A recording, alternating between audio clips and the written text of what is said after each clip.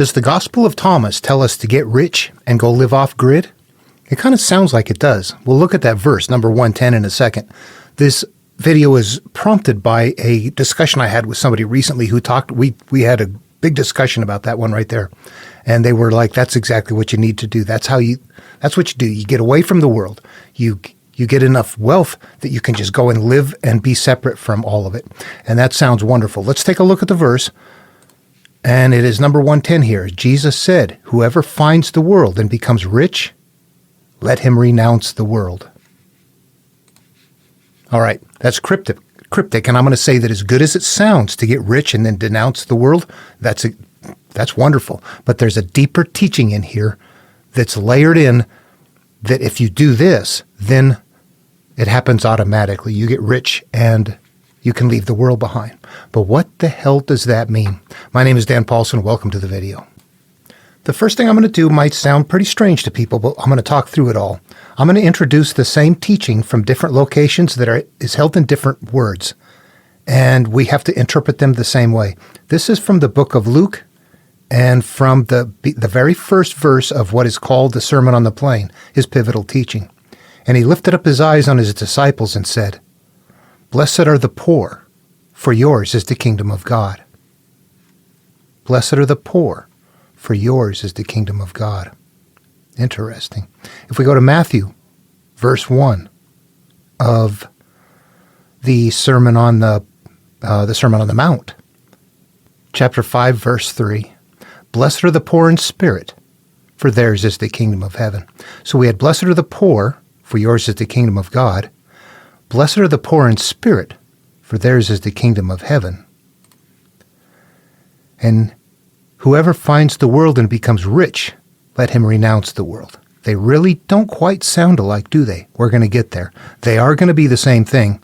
And when we finish talking through this, we'll see how it is, how that's the case. All right, the first thing that needs to happen is to establish how this interpretation process is going to work. We can't just go at this and throw anything at it and come up with, I think this, and that sounds good to me, let's call it that and go.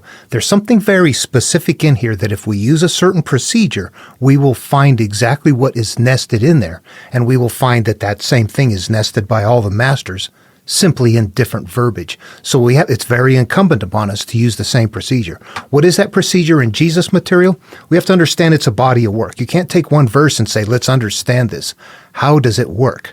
There's a process that's going on. And number one, there's a point where we're told, and you should be aware of this, that you are to lay yourselves up treasures in heaven, where moth and dust do not corrupt, not on earth where they do.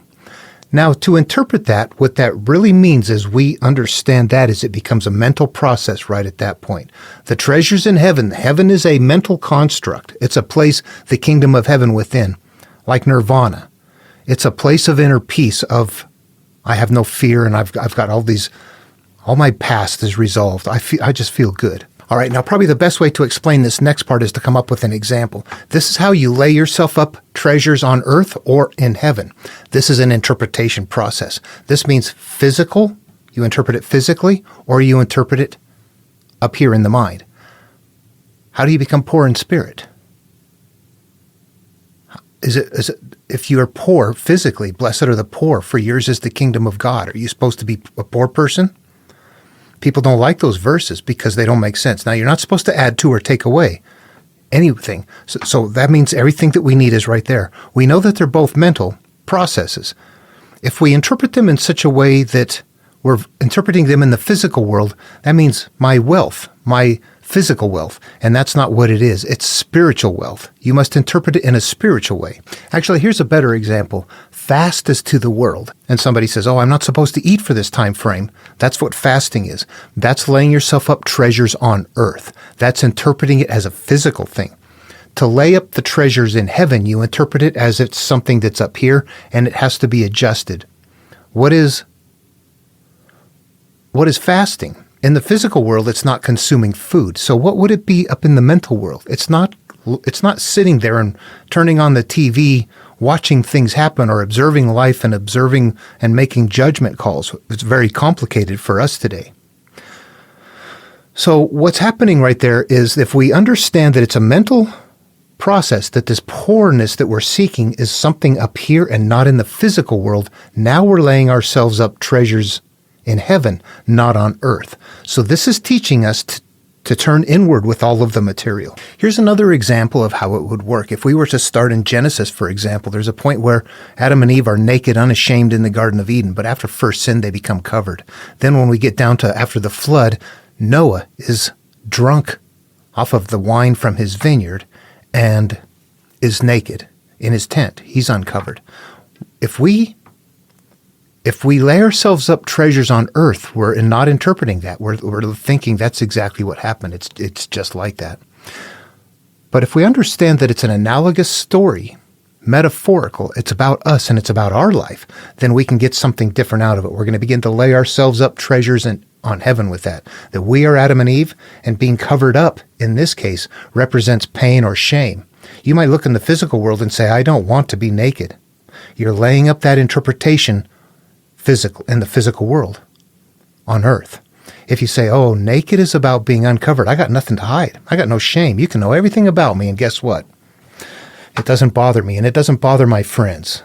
That's being naked in the spiritual world. And since all the terms are analogous, the wine itself does not mean drinking a glass of wine and getting drunk. What does it mean? It's all analogous verbiage. It means now that I have gone through the world has been destroyed. That represents myself, my early self. I've destroyed it. I emerge on the other side. I'm creating a new life. He became a husbandman and created a vineyard and drank from the wine from that vineyard. He created some. So he's experiencing a new feeling, a new good feeling from his purging in life. And he's naked as a result because he's uncovered from the shame. When you interpret at that level, it becomes mentally interactive. And in this case, you should recognize it as psychology. That if everybody that goes on the path becomes Noah, it is your world that you're purging. And on the other side of it, if you've healed, you should be uncovered and no longer feel the shame of it. So if you understand that when you read them that way, they all become a mental process. We have to do that with all of them. They become mentally interactive, and they affect a change in our life if we interact with what the actual teaching is and not just look at it and go, that's a wonderful thing to worship. All right, that is the carrier. We're going to open it up and, there's a lot of metaphor in here. But what we're going on about is this getting wealthy and leaving the world behind. So what I've done here is I've consolidated all the verses on one sheet. Let's take a look at what we have. From Thomas, whoever finds the world and becomes rich, let him renounce the world. Luke, blessed be the poor, for yours is the kingdom of God. Matthew, blessed are the poor in spirit, for theirs is the kingdom of heaven. Okay, I'm going to tell you these two sound very similar, don't they? This one doesn't say in spirit. This one says kingdom of God, and this is kingdom of heaven. Kingdom of God and kingdom of heaven are the same thing, and they both represent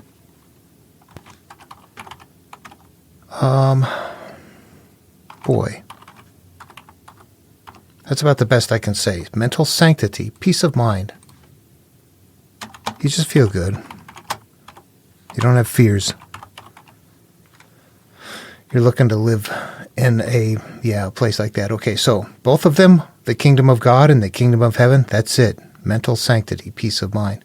Blessed are the poor in spirit. So we need to have poor in spirit. What is spirit? And how can you be poor in spirit?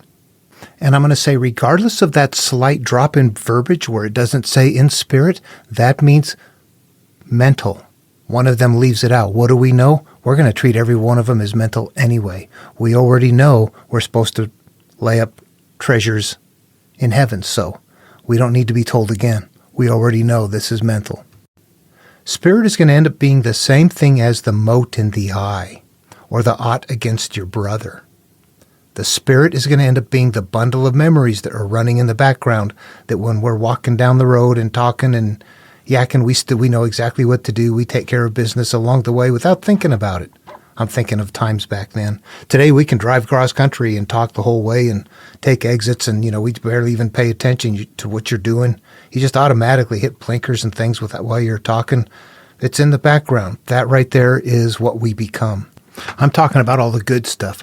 Moreover, we become the bundle of all of our unresolved experiences and the negative emotional states that we store them with. And that those cause a flow in life and an energy collective that all humans have, that we continue to have these experiences and go, why is this happening? Why are people like this? How come other people don't have this experience? We don't understand we are mentally ruddering ourselves through there blindly through life by the things that we have up here that are unresolved. We don't like to deal with them. We don't like them. They hurt. They're scary. But we don't know they're creating our life flow. If we don't resolve them, you don't resolve your life flow. Blessed are the poor in spirit, for theirs is the kingdom of heaven. We're looking very specifically for hurtful, judgmental things, though. So what we want to do is to be devoid of judgments in life in order to have mental sanctity. Blessed are the poor in spirit. I have to say that these judgments are very extreme, and what makes this almost untouchable to a lot of people. You could have been a victim that got hurt, and you are so angry and so shamed. Whatever you feel up here is actually the seed of what continues to act out. And only by changing this perception up here, somehow extracting yourself from it, does a healing take place. That has to happen. That's why this becomes untouchable. Happy are the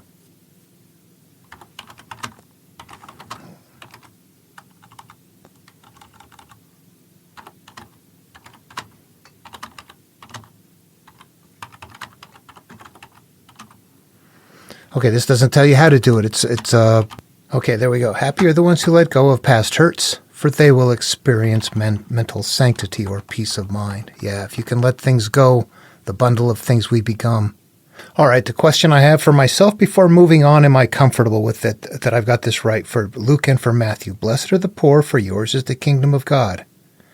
Happy are the ones who let go of past hurts, for they will experience mental sanctity. Yeah, I'm happy with that. Matthew, blessed are the poor in spirit, for theirs is the kingdom of heaven. Happy are the ones who let go of past hurts, purging our spirit, for they will experience mental sanctity, peace of mind. We're holding on to them, and we can tell how they live by remember them. And when you remember them, how does it make you feel? What's the emotion of the memory? That's how they're stored. If it's bad, that's it. That's your rudder right there. You got to change that feeling. Okay, I'm happy that those two mean this. Now, let's go back up to Thomas. Whoever finds the world and becomes rich, let him renounce the world. Okay, the world is what? That's my world experience. Whoever finds my world experience, whoever becomes aware of the fact that they have become a bundle of memories, whoever finds your bundle of memories, I'm not sure how to do this. We'll adjust as we go. Who finds their bundles of memories, or acknowledges, maybe that's a better one. Yeah. Yeah.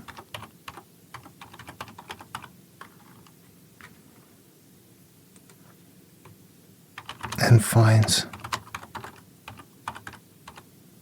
themselves full. See, down here you wanted to be poor. Up here, you're full. Whoever looks and finds themselves full. This one is saying, blessed are you that's poor. This one is saying, screwed are you that are full. Okay. All right. Let him. No, they're telling you to get out of it. Who acknowledges their bundle of memories and finds themselves full, renounces their memories.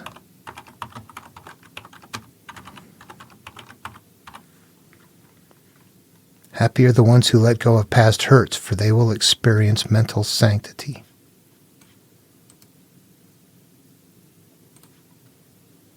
Let him renounce the world. This one doesn't say happy. This one doesn't have an if-then with it. So it doesn't tell you it will be good for you. It doesn't tell you you'll have the kingdom of heaven or the kingdom of God. It says, if you find that you have a bundle of memories and find them so full, renounce those memories. It doesn't tell you that you're going to get happy as a result, but there we have it. So that's the one part that is missing from there. But you see what it's saying. Who acknowledges their bundle of memories and finds them full, renounces their memories. All right, we have to continue to consolidate teachings. It is a body of work. One verse is not going to tell us what to do. We need to know what to do and how to do it. And if we continue to go through here, we'll find it.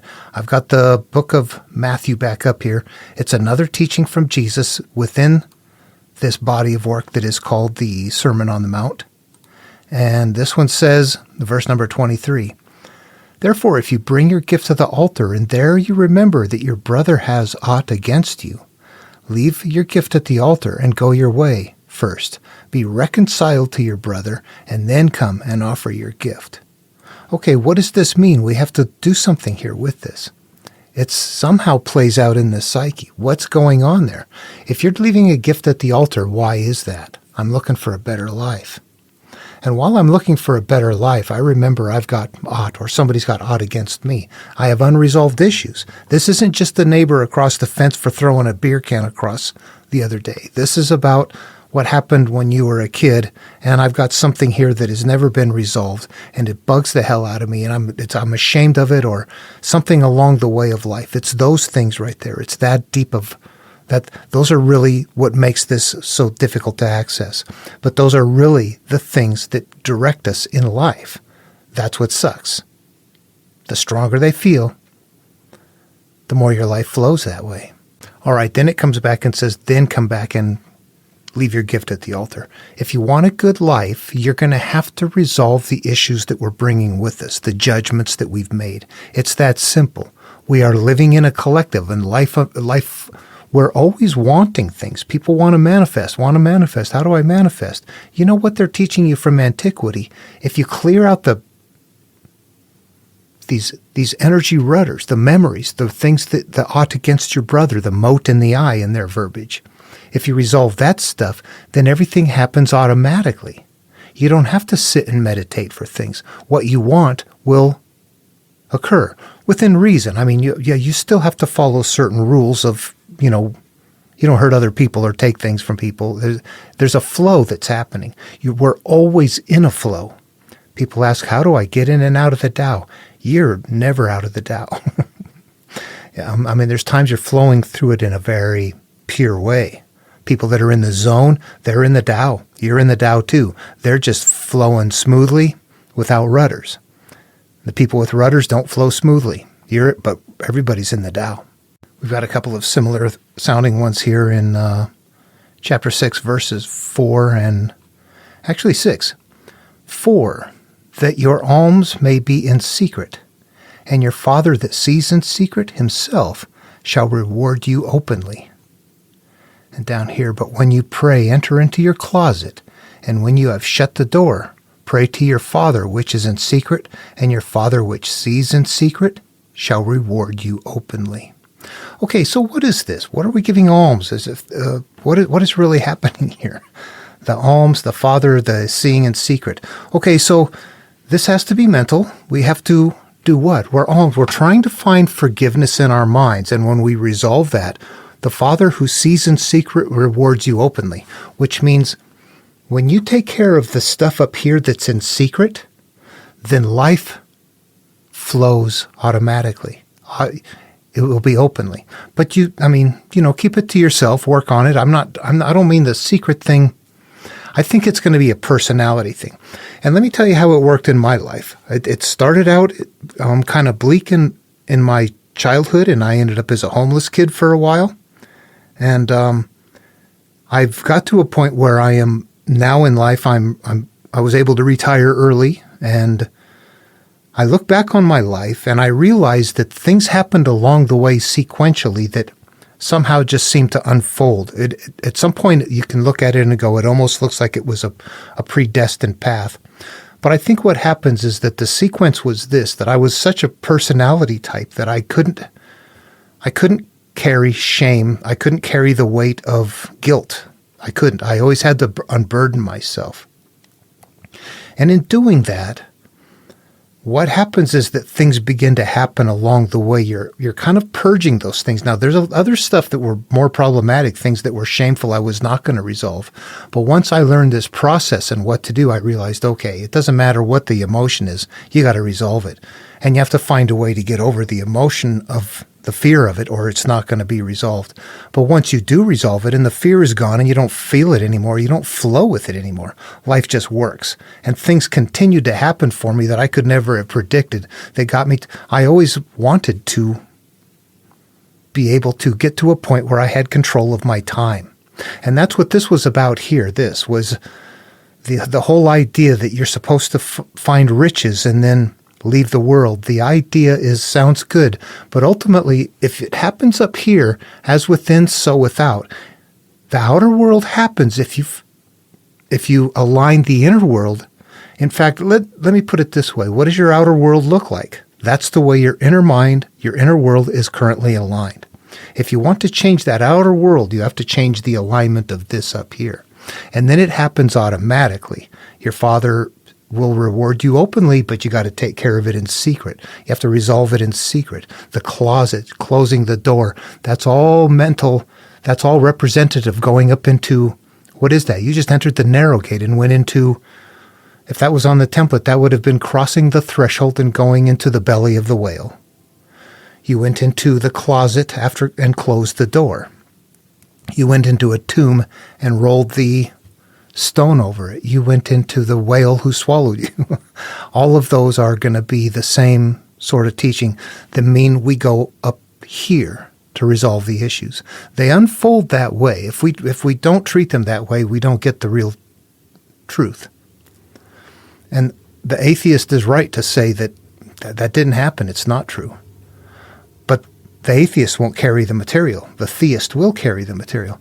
It is nevertheless incumbent upon us to find out what is really there. There is a puzzle in there that is a pathway to inner peace, that is the same universal teaching on a global scale. Okay, I wanted to say that. It seemed to me like in my life, things just happened automatically, but it's because I resolved things along the way that it would just bug me. And then once I learned that I had some deeper issues that I had to go after, and I learned to go after them aggressively, that I went after them, wanting to understand them, having to find people that were willing to let me boo-hoo and go through it all until I was healed. And all of a sudden, it's like, wow, you know what?